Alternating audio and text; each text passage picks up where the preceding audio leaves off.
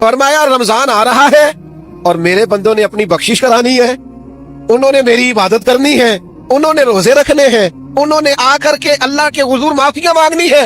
और रमजान की हर रात में 70 हजार या बिला मिसालो बिला तशबीह अल्लाह जाने कितने बेहिसाब लोगों की रब ने बख्शिश करनी है। तो ये शैतान बड़ा मक्कार है, ये खुला हुआ दुश्मन है, कोई खराबी ना कर दे, लिहाजा पहले इसे बांध दो।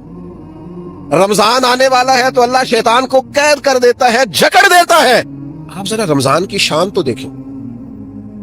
हुजूर फरमाते हैं सारा साल जन्नत सजाई जाती है। किस लिए? हुजूर फरमाते हैं रमजानुल मुबारक के लिए। सारा साल जन्नत सजा दी जाती, उसको तैयार किया जाता है रमजान की सआदत अफरोज घड़ियों के लिए, उन मुकद्दस अय्याम के लिए जो लेकर रमजान साया फिगन होता है, उसके लिए पूरा साल जन्नत को सजाया जाता है, तज़ीनो आराइश की जाती है। और रमजान आता है तो करीम के करीमाना फैसले होने शुरू हो जाते हैं। करीमाना फैसले, एक करीमाना फैसला होता है कि दोज़ख के दरवाजे बंद कर दो और जन्नत के सारे ही दरवाजे खोल दो। रमजानुल मुबारक वो मुकद्दस महीना है। हज़रत सलमान फ़ारसी रज़ी अल्लाह ताला अन्हु बयान फरमाते हैं कि इस माह मुबारक के आने से पहले अल्लाह के प्यारे हबीब सल्लल्लाहु ताला अलैहि वसल्लम ने इसकी शान में खुतबा इरशाद फरमाया।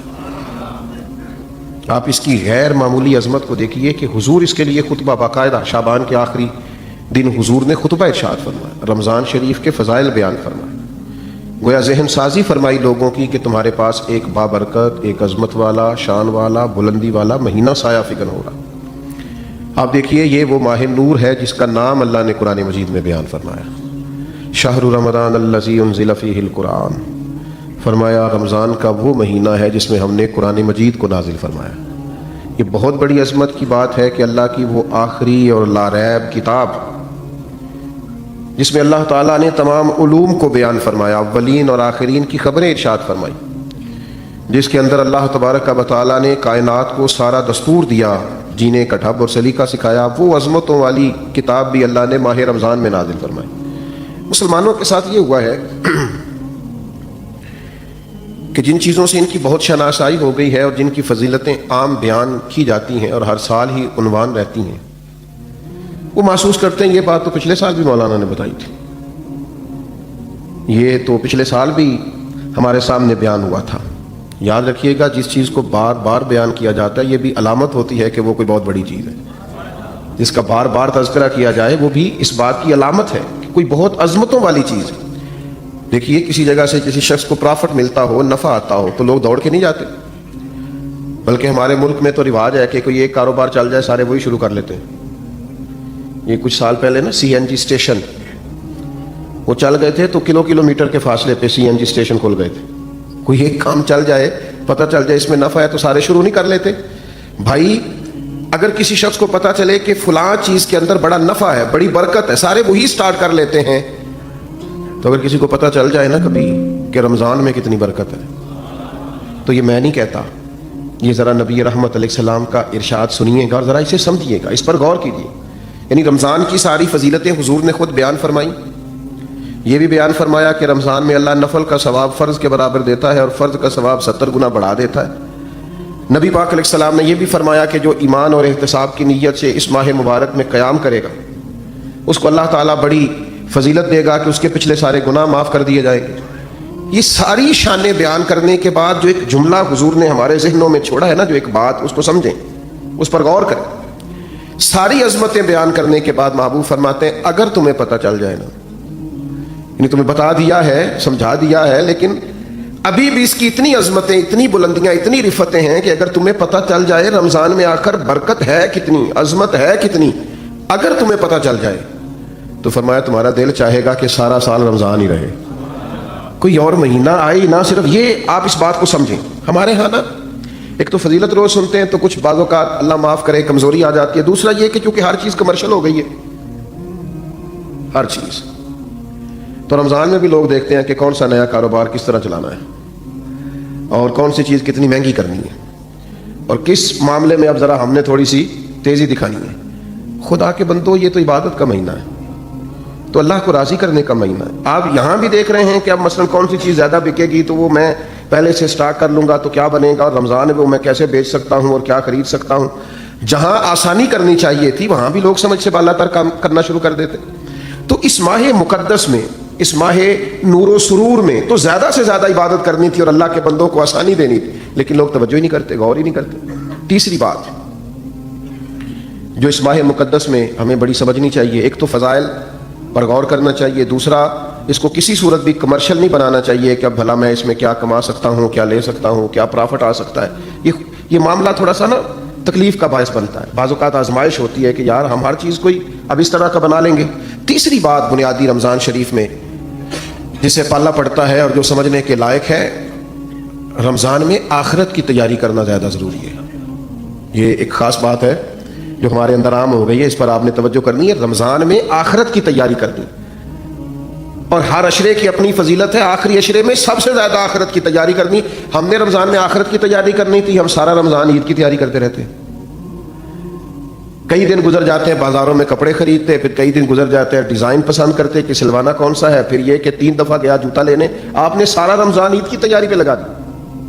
ضرور نئے کپڑے خریدیں، ضرور نئے جوتے خریدیں، ضرور آپ اجلا لباس پہنیں، لیکن رمضان تو آخرت کی تیاری کے لیے. اگر آپ کا سارا وقت بازار میں گزر گیا تو آپ نے اس سے کیا حاصل کیا؟ چاہیے تو یہ تھا کہ کپڑے یہ رمضان سے پہلے خرید لیے جاتے، سلوا لیے جاتے. اب تو موسم کا بھی پتہ چل جاتا ہے کن دنوں میں کیسا ہوگا. اب تو یہ بھی کسی حد تک آسانیاں ہیں. رمضان المبارک سے پہلے سارے لین دین کر لیے جاتے. بزرگوں کی، صحابہ کی ایک بڑی تعداد تھی جو مہینہ مسجد میں گزارتے تھے رمضان. کہتے تھے وقت ضائع نہیں کرنا، پتہ نہیں دوبارہ ہاتھ آئے کہ نہ آئے، اس کو ضائع نہیں کرنا. تو میرے بھائی ان 3 چیزوں پر سب سے پہلے اہمیت دیں کہ جو فضائل ہیں ان کو ذہن میں بٹھائیں کہ شان کتنی. دوسرا کوئی کمرشل، میں بعض اوقات بڑی تکلیف محسوس کرتا ہوں جب میں اپنے حج اور عمروں کو کمرشل بنا ہوا دیکھتا ہوں نا، تو میں سوچتا ہوں کہ کن کن چیزوں کی ہم نے دکانیں ڈال لی. ضرور آپ اس سے جس حد تک ہو سکے آپ کام کریں، لیکن یہ کہ آپ نے ہر چیز کو بیچنا خریدنا شروع کر دیا ہے. یہی حال رمضان کے ساتھ ہوتا ہے. بہت سارے معاملات میں ہم دیکھتے ہیں کہ کمرشلزم بڑا عروج پہ. اور تیسری بات یہ کہ سارا ٹائم نئے نئے ملبوسات خریدنے میں ضائع کر دیتے ہیں. تو 3 باتیں تو یہ سمجھیں. پھر 3 عبادات ہیں رمضان کی. پہلے تو روزہ رکھنا ہے، اور روزہ اس طرح رکھنا ہے کہ روزہ صرف پیٹ کا نہ ہو، تھوڑا زبان کا بھی ہو. حضور نے فرمایا تم سے کوئی لڑنا جھگڑنا چاہے تو اسے کہہ دو میں نے روزہ رکھا ہوا ہے. فرمایا جس نے جھوٹ بولنا نہیں چھوڑا، غیبت نہیں چھوڑی، اس کے بھوکا پیاسا رہنے کی اللہ کو کوئی ضرورت نہیں ہے. آپ یہ پابندی کر کے دیکھیں. روزہ تقوی کا سبق اور درس دیتا ہے. تھوڑا اپنے آپ کو پابند کریں کہ رمضان المبارک کا ماہ نور ہے، میں نے جھوٹ زبان سے نکالنا ہی نہیں، میں نے کوئی خلاف واقعہ بات نہیں کرنی، کچھ بھی ہو جائے مجھے زیادہ گفتگو ہی نہیں کرنی چونکہ میں روزہ دار ہوں. حضور علیہ السلام کی بارگاہ میں خواتین حاضر ہوئی تھیں تو انہوں نے کہا کہ ہم نے روزہ رکھا ہوا ہے. تو محبوب نے فرمایا یہاں کہہ تو کرو. تو کہہ کی تو گوشت کے لوتھڑے اور بھوٹیاں ان کے حلق سے نکلیں. تو کریم فرمانے لگے تم نے وہاں بیٹھ کے غیبت نہیں کی؟ تو حالت روزہ میں تم نے مردہ بھائی کا گوشت نہیں کھایا؟ تم نے غیبت نہیں کی؟ تو بھائی آپ نے رب روزہ رکھنا ہے تو پھر تھوڑا سا اپنے آپ کو سمجھانا ہے. کوئی جھوٹ نہیں، کوئی غیبت نہیں، کوئی بدی نہیں، کوئی بددیانتی نہیں، کوئی بد نظری نہیں، کوئی بے حیائی نہیں. رمضان المبارک کا چاند طلوع ہوتے ہی اب اپنے آپ کو پورے طور پر کنٹرول کریں. رمضان محتاط رہنے کا مہینہ ہے، اس میں تھوڑی سی احتیاط کریں، اس میں تھوڑا سا غور کریں. اور اب تو الزام بھی کسی پہ نہیں دے سکتے کہ فلانے نے کرایا، شیطان تو ویسے ہی قید ہوتا ہے. اب تو اس کا نام لے کے جان بھی نہیں چھوٹے گی، وہ تو قید میں ہے. اب تو اپنے آپ پر پابندی ہی لگانی ہے. اب تو یہ کہ کنٹرول کرنا ہے. تو پہلی بات یہ کہ روزے کو بڑے حسن کے ساتھ ادا کریں، بڑی پاکیزگی کے ساتھ. روزہ بڑی نعمت ہے. آپ یقین کریں روزہ رکھا ہوا ہوتا ہے نا انسان نے تو عجیب سی وہ روحانیت محسوس کرتا ہے. روزہ عقیدہ توحید کا بہت بڑا اظہار ہے. پتہ چلتا ہے کہ یہ بندہ رب کو ماننے والا ہے. کیوں کہ آپ گھر کے اندر اکیلے ہیں اور دروازے سارے بند ہیں اور کھانے کو ہر چیز پڑی ہے، تو کیوں نہیں کھول کھا رہے آپ چوری لوگوں سے؟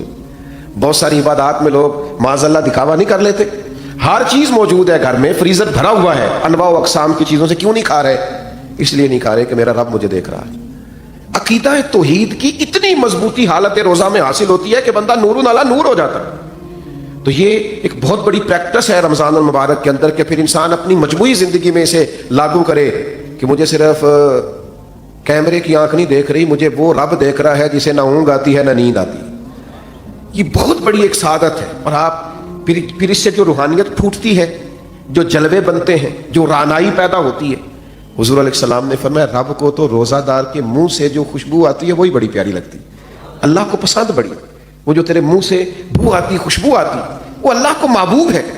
تو روحانیت کے ساتھ روزہ رکھا جائے۔ دوسری بات، رمضان اور قرآن کا آپس میں بڑا تعلق ہے۔ ابھی میں نے آیت پڑھی نا، شہر رمضان الذی انزل فیہ القرآن، رمضان اور قرآن کا آپس میں بڑا گہرا رشتہ ہے۔ نبی کریم صلی اللہ تعالیٰ علیہ وسلم کی بارگاہ میں حضرت جبریل امین علیہ السلام رمضان میں حاضر ہوتے تھے اور قرآن مجید کا دور کرتے تھے۔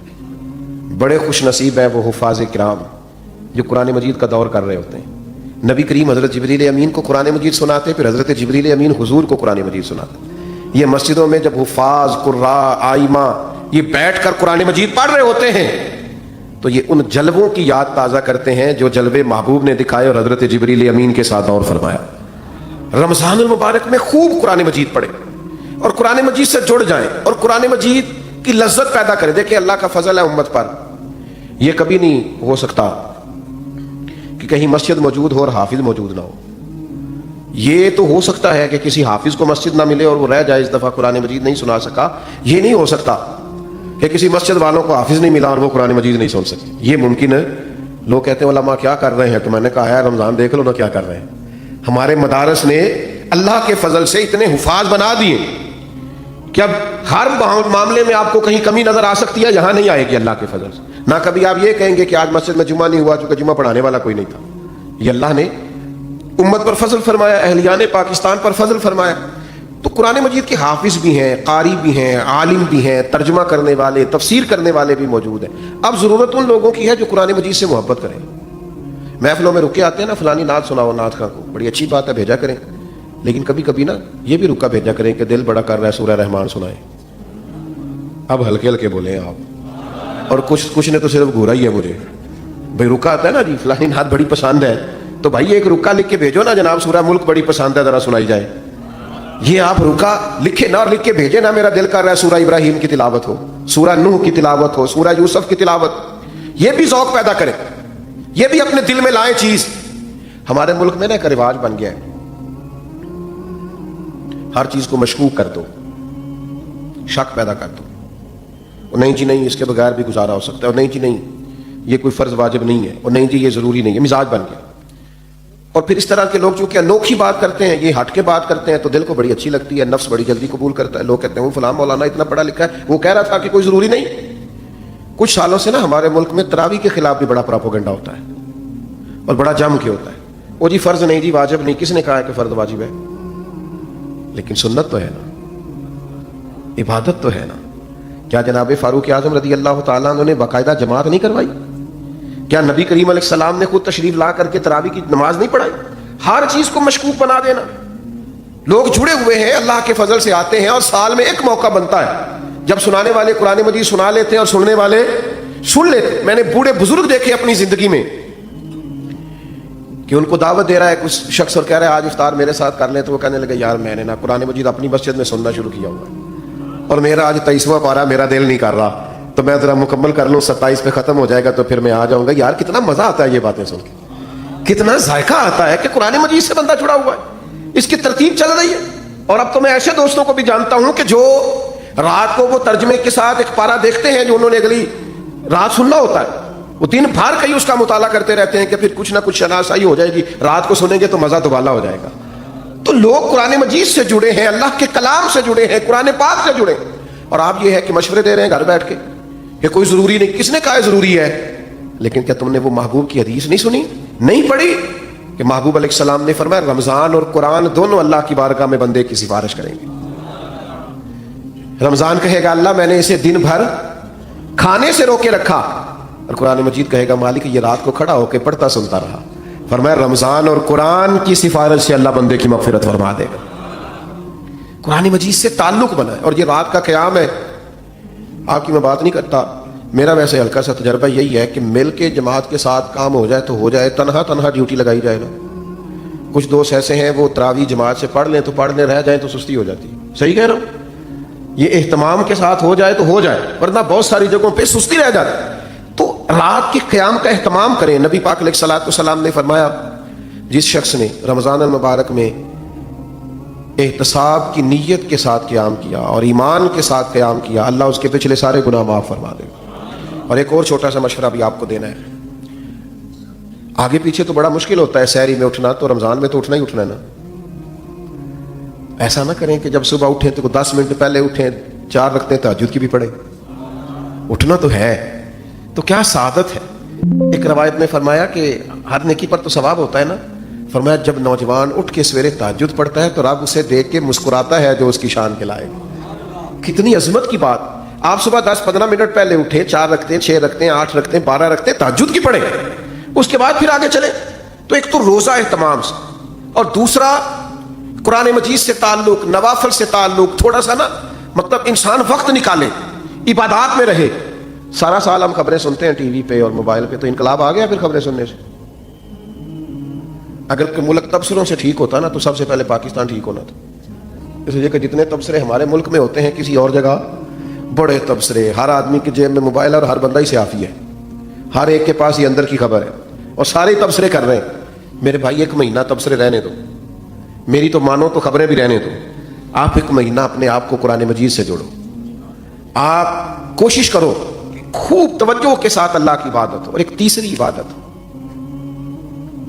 جو بڑی اہم ہے رمضان میں، اور وہ ہے اللہ کے راستے میں خرچ کرنا، خیرات کرنا، سخاوت کرنا۔ یہ سخاوت صرف امیر آدمی کی ڈیوٹی نہیں، غریب ذرا زیادہ غور سے سنیں کیا کہہ رہا ہوں۔ نبی پاک علیہ السلام نے فرمایا تم ایک کھجور اللہ کے راستے میں دیتے ہو نا، 1 کھجور، پھر سنو کیا عرض کر رہا ہوں، 1 کھجور تم اللہ کے راستے، کیا مثلا قیمت ہے آج 1 کھجور کی، اور ہمارے یہاں کیا حیثیت ہے، فرمایا 1 کھجور جب تم اخلاص کے ساتھ اللہ کے راستے میں دیتے ہو، اللہ تبارک و تعالیٰ اسے قبول فرما کے اپنے سیدھے دستے مبارک میں لیتا ہے جو اس کی شان کے لائق ہے۔ اور فرمایا تمہاری اس 1 کھجور کی اللہ نشو و نما کرتا ہے، اسے پالتا ہے، بڑا کرتا ہے۔ فرمایا وہ 1 کھجور اللہ تعالیٰ پہاڑ کے برابر کر دیتا ہے۔ اور ایک یہاں تو 1 کھجور کی بات ہے نا، ایک حدیث میں حضور نے فرمایا دوزخ سے بچ جاؤ، چاہے کھجور کا 1 ٹکڑا صدقہ کر کے بچ جاؤ، لیکن دوزخ سے بچ جاؤ۔ کچھ خیرات، کچھ صدقات، اس کا مزاج پیدا کرے۔ اور ہمیں تو دین نے یہاں تک کہا ہے سخاوت یہاں سے شروع کرنے کا، فرمایا کہ گوشت بناؤ تو شوربہ زیادہ کر لیا کرو، پڑوسیوں کو بھی شامل کر لو۔ نبی کریم علیہ السلام نے فرمایا شوربہ ذرا زیادہ کر لو اور پڑوسیوں کو شامل کر لو۔ کچھ لوگ سخاوت کا مزاج نہیں رکھتے، وہ کہتے ہیں میں خود بڑا غریب ہوں۔ او بھائی بانٹنے کا مزاج تو بنائے، اللہ عطا بھی کرے گا۔ 2 آدمیوں کا کھانا 3 آدمی کھا سکتے ہیں، 3 کا 4 آدمی کھا سکتے ہیں۔ ہم نے دیہاتوں میں وہ بزرگ بھی دیکھے جو صرف اپنی پکی ہوئی افطار لے کے مسجد میں چلے جاتے تھے، کہتے تھے شاید کو مسافر بھی آ جائے تو میں شامل کر لوں گا۔ صرف اپنے لیے جو افطار کا سامان تھا اسی کو ذرا بڑھا کے لے جاتے کہ مسجد میں جا کے کھولتا ہوں روزہ، شاید وہاں مجھے کوئی مسافر مل جائے۔ سخاوت مال سے ہوتی نہیں، اگر بندے کا دل بڑا نہ ہو تو، صرف پیسوں سے نہیں ہوتی اگر ظرف بڑا نہ ہو تو۔ اور بندہ غنی ہمیشہ دل کا ہوتا ہے۔ کتب حدیث میں پورا باب ہے کہ بندہ دل کا غنی ہوتا ہے۔ اس لیے درویش نے کہا تھا مالاں والے سخی نہیں ہوندے تے سخیاں کول مال نہیں ہوندا، مالاں والے سخی نہیں ہوندے تے سخیاں کول مال نہیں ہوندا، ہاں ایتھے اوتھے دوویں جہانی سخی کنگال نہیں ہوندا۔ یہ مت سمجھنا پھر اس کے پاس ہوتا کچھ نہیں، وہ کرتا سخاوت ہے، پر کیا بات، وہ کنگال نہیں ہو سکتا، ہر وقت اس کی جیب بھری رہتی۔ میرے بھائی خوب سخاوت کریں۔ نبی پاک علیہ السلام نے فرمایا کسی کو روزہ افطار کراؤ، جتنا ثواب اسے رکھنے کا ملے گا اتنا تمہیں افطار کرانے کا ملے گا۔ اور فرمایا یہ تو اس کے لیے بیان کیا جو صرف 1 گھونٹ پانی سے یا 1 کھجور سے افطار کرائے، جو پیٹ بھر کے کھلائے اس کا تو اجر وراء الورا۔ نبی پاک علیہ السلام کی سخاوت رمضان میں بڑھ جاتی تھی، حضور قیدیوں کو رہا کرتے، بانٹتے، زیادہ سے زیادہ دیتے اللہ کے راستے میں۔ لیکن ہمارے ہاں سیاسی افطاریاں ہوتی ہیں، سیاسی یعنی اپنے اپنے تعلق والوں کو بلایا کسی VIP جگہ پہ، اور وہاں جناب بہترین اچھے کھانے بوفے شوفے لگائے، تو جو غریب بیچارے جن کا حق بنتا تھا، جن کے لیے ضرورت، وہ مجھے بچے کہنے لگے ہم روز دسترخوان لگاتے ہیں، بڑے لمبے خرچے ہیں۔ تو میں نے کہا بتاؤ کبھی کوئی امیر بھی آ کے بیٹھا ہے تمہارے دسترخوان میں؟ کہنے لگے نہیں، غریب لوگ ہی آتے ہیں۔ تو پھر میں نے کہا تم اللہ کی اس بات پر راضی نہیں ہو کہ رب کریم نے توجہ دلا دی ہے یہاں آ جاتے ہیں غربا، کہ چلے یہاں افطار کر، وہ بہت بڑی سعادت ہے۔ بہت سارے لوگ ایسے ہیں جن کو ضرورت ہوتی ہے، لیکن ہمارا مزاج یہ ہوتا ہے کہ ہم اس کو بھی نا رمضان کی افطاریاں بھی ان کو بھی دنیا داری بنا لیتے ہیں، ووٹ پکے کرنے کے لیے، تعلقات پکے کرنے کے لیے، گاہک اور सेल्स मैन पक्के करने के लिए इसी में उसको भी लगा देते हैं। कुछ काम जन्नत पक्की करने के लिए भी कर लेने चाहिए। वो एक दरवेश स्कूल चलाते थे ना, तो वो जो बच्चा भी आके मिन्नत करता ना, उनका वो क्लर्क जो था, जो एडमिन का आदमी दाखिला करता था, तो फीस रखी हुई थी दाखिले की, तो वो उसके पास लोग जाते, वो फीस बताता, तो वो आके उनसे कहता जनाब वो फीस मांग रखा, इसको फ्री दाखिल कर लो, गरीब है। 2 भी दाखिल किए, 4 भी किए, 6 भी किए, वो दर्जनों रोजाना फ्री दाखिल होने लगे। तो वो उसका जो उसने मुलाजिम रखा था क्लर्क उठ के आया, कहने लगा साहब आप सारे बच्चे फ्री दाखिल कर रहे हैं, इस तरह कारोबार तो नहीं ना चलते, इस तरह काम तो नहीं ना चलते। तो उसने कहा तुम्हें किसने कहा मैं कारोबार कर रहा हूँ? कहा फिर आप क्या कर रहे हैं? कहने लगे मैं अपने जनाजे के बंदे पक्के कर रहा हूँ। मैं अपने जनाजे के, किसी को कहना ना पड़े मेरे लिए दुआ कर, कुछ पक्के हो जाए, जब मैं जाऊं मरूं तो उनके दिलों से दुआ निकल जाए। अखा जदों मिट्टियां जमाना मैनू रोवेगा, अपना ते अपना बेगाना मैनू रोवेगा, जदों ना मैं दिसिया मैं खारा नूं मैं खाने विच जाम टुट जाणगे, मैं खाना मैनू रोवेगा। कई लुक लुक रोणगे ते कई बुक बुक रोणगे, गलियां दा याना ते सियाना मैनू रोवेगा। ओ भाई आप कुछ ऐसा तो करें कि कुछ जन्नत भी पक्की हो, कुछ जनाजे के बंदे भी पक्के हों। सारी जनी रमज़ान में भी इफ्तार कराने लगे तो वही आपने पक्के कर लिए अपने वोटर सपोर्टर और सेल्समैन और गाहक, किस चक्कर में पड़ गए? तो मैं कह रहा था कि हर चीज़ को कमर्शियल ना बनाए। ये माह नूर सुरूर रमज़ान मुबारक, इसमें पूरी तैयारी के साथ दाखिल हों, पूरे उसने ज़न के साथ दाखिल हों, सारी बरक़ात इसकी समेटने की कोशिश करें। 3 बातें मैंने शुरू में नसीहत की अर्ज़ की, फिर 3 इबादत पे जोर दिया, अब 3 गुजारिशात करनी है आपसे। कर लूँ जी? चलें, जमहूरी मुल्क है, आप सारे नहीं बोल रहे, कर लूँ बात। एक तो रमज़ान में गुस्सा नहीं करना, मुश्किल काम बता दिए, गुस्सा नहीं करना, ना घर वालों पे ना बाहर वालों पे। कुछ लोग बाहर बिल्कुल नहीं करते, घर बहुत ज़्यादा करते हैं। तो गुस्सा नहीं करें, छोड़ दें। इससे ना रूहानियत पे बड़ा असर पड़ता है। कभी कभी गुस्सा इंसान को तकब्बुर तक ले जाता है, वो ख़तरनाक सूरत हाल हो जाती है, रूहानी ज़िंदगी में बड़ी तबाही मचाता है। दूसरी गुजारिश आपसे ये करनी है कि माह रमज़ान मुबारक में कोशिश करें आप, जिनसे आप नाराज़ भी हैं ना, अगर कुछ ऐसा है ना कि आप उनको माफ़ नहीं कर पा रहे, तो रमज़ान में कर दें माफ़, बोझ उतर जाएगा। आप तो माफ़ करके जाए ना अल्लाह की बारगाह में, आप तो गुंजाइश पैदा करें ना, आपने रोज़े रखने, अल्लाह के हुज़ूर हाजिर होना, माफ़ कर दें। ये माफ़ी बड़ी बरकत वाली चीज़ है, कलेजा ठंडा हो जाता है। बदला लेके इंसान तंग होता है, इंतकाम लेके और ज़्यादा घुटन फील होती है, लेकिन माफ़ करने से सुकून पैदा होता है, ठंडक महसूस होती है। तीसरी मेरी गुजारिश आपसे ये है, रमज़ान मुबारक में लोगों के लिए आसानियाँ करने की कोशिश करें। खुद से महसूस कर लें कि कहाँ आपकी ज़रूरत है और आप वहाँ पहुँच जाएं। अगर आप कहीं नमाज पढ़ने के लिए भी जाते हैं तो एसार का मुजाहिरा करें, दूसरों को गुंजाइश दे दें, दूसरों को मौका दे दें। अगर आपका कहीं लेन देन है और सामने वाला तंग दस्त है, तो इस माह मुबारक में कम से कम उसके लिए आसानी रखें, गुंजाइश करें, जिस हद तक हो सके दूसरों को तकलीफ से बचाएं।